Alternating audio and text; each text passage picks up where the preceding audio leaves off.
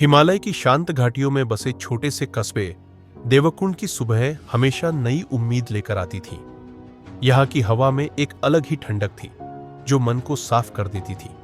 इसी कस्बे में आरव नाम का एक किशोर रहता था। आरव तेज और सपनों से भरा हुआ था, लेकिन उसके अंदर एक आदत गहरी जड़ जमाए बैठी थी। हर जरूरी काम को बाद में करने की आदत। उसकी दिनचर्या का हर फैसला इसी आदत का शिकार था। होमवर्क बाद में, पढ़ाई बाद में, लक्ष्य बाद में, बदलाव भी बाद में।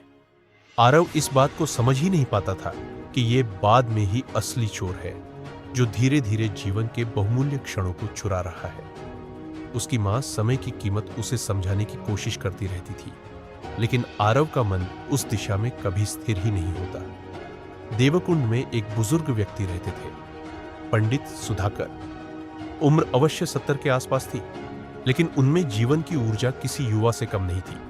लोग उन्हें ज्ञान और अनुभव का भंडार मानते थे। समय की कद्र और जीवन की समझ पर उनकी पकड़ बेहद गहरी थी, और अक्सर लोग उनकी बातों में अपनी समस्याओं के हल खोज लेते थे। एक दिन आरव उनसे मिलने गया। इस मुलाकात का असर उसके जीवन पर वैसा पड़ा जैसा उसने कभी सोचा भी नहीं था। उस दिन सूरज पहाड़ों के पीछे ढल रहा था और वातावरण में हल्की ठंडक थी। सुधाकर शांत मन से अपने आंगन में बैठे हुए थे, जैसे सूरज को विदा होते हुए देख रहे हो। आरव को देखते ही उन्होंने उसे पास बैठने का इशारा किया और उसके आने के उद्देश्य को समझते हुए उसे अपने जीवन की एक ऐसी कहानी सुनाई जिसने आरव की सोच ही बदल दी। उन्होंने बताया कि उनके युवावस्था में एक लड़का था, होशियार, ऊर्जावान और सपनों से भरा हुआ। उसका नाम नरेन था। लोग उसके कौशल की प्रशंसा करते थे और भविष्य को लेकर बड़ी आशाएं रखते थे। नरेन के पास प्रतिभा थी, संघर्ष की क्षमता थी और आगे बढ़ने के अवसर भी थे। लेकिन उसके पास एक ऐसी आदत थी जिसने धीरे धीरे उसकी सारी संभावनाएं खत्म कर दी। वह हर महत्वपूर्ण काम को कल पर टाल देता था। कॉलेज के समय उसे एक प्रतिष्ठित स्कॉलरशिप मिल सकती थी, लेकिन आवेदन की अंतिम तिथि निकल गई, क्योंकि उसने सोचा था कि वह इसे बाद में करेगा।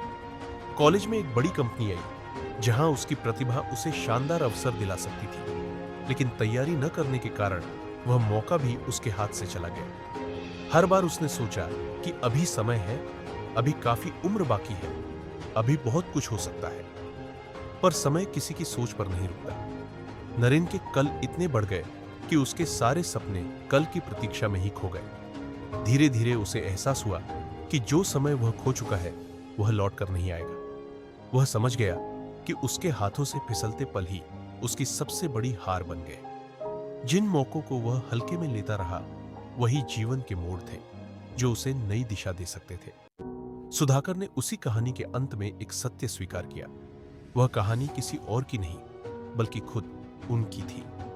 वे वही नरेन थे जिसने समय की कीमत समझने में देर कर दी। उम्र के इस पड़ाव पर उन्होंने बहुत लोगों को सलाह दी, उन्हें रास्ता दिखाया, उन्हें मजबूत बनाया, लेकिन अपने जीवन के उन खोए हुए पलों को कभी वापस नहीं ला पाए। उनका अनुभव आरव के मन में एक गहरा असर छोड़ गया। उस दिन के बाद आरव का जीवन बदलने लगा। वह सुबह जल्दी उठने लगा, पढ़ाई को प्राथमिकता देने लगा। बिना देर किए काम निपटाने की आदत उसने धीरे धीरे विकसित कर ली। मोबाइल गेम्स, अनावश्यक मनोरंजन और समय की बर्बादी को उसने पीछे धकेलना शुरू कर दिया।